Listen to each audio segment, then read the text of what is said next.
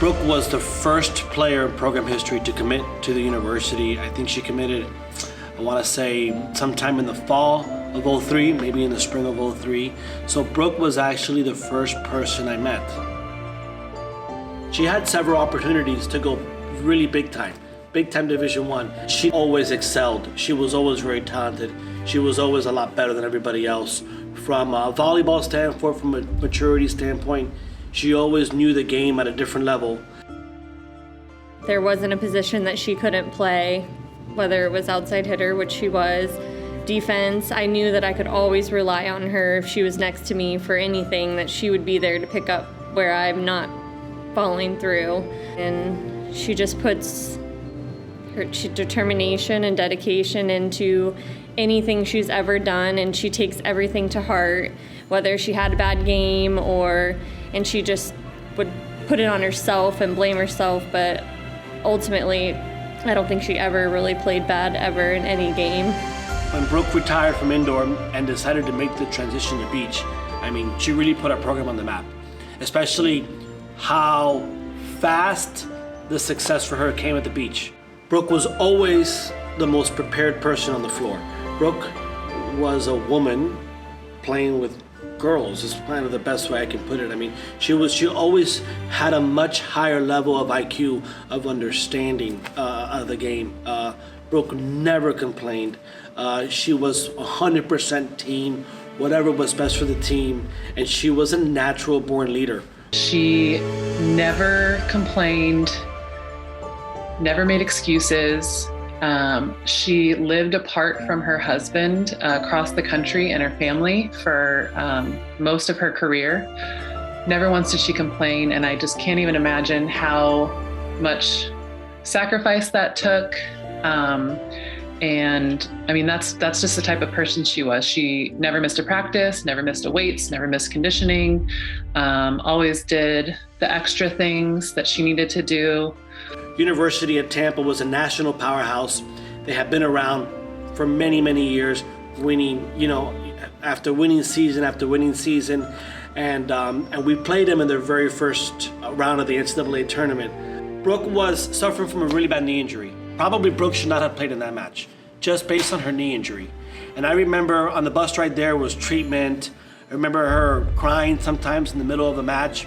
We would have to call timeouts, and we ended up upsetting in the first round of the NCAA tournament. That was probably one of the most memorable indoor matches I've ever seen Brooke play, because she really carried us on her back and on one foot. So she had just injured her shoulder, and we were set to play in Poland, and it was in the middle of Olympic qualification, and deciding whether to play or not. And she just decided that she would play and serve underhand and hit left-handed, and I would hit on two a lot. And we were playing against one of the best teams in the world, and she just absolutely bamboozled them, serving underhand. Like it's a game I'll never forget, and I'm sure that team won't forget it either, because it was quite an accomplishment and quite a indication of like her character, of just kind of like figuring out what works, and her skill at the game. She was by far the best player on the floor. Brooke is blue and green. Brooke was born and raised in the backyard of this university. Brooke came here knowing it was a risk, and she took a risk on us. Brooke was there for every big match FGCU volleyball's ever been in after her time playing here. And overall, she's just has a good heart. She's a good athlete. She is a good friend, and she loves everything about the game. Brooke, I am so excited for you. You are so deserving of this award. It was such an honor to be your teammate for so long, and there's so many unforgettable moments that we shared on the court together, and I'm so grateful that I got to be there by your side.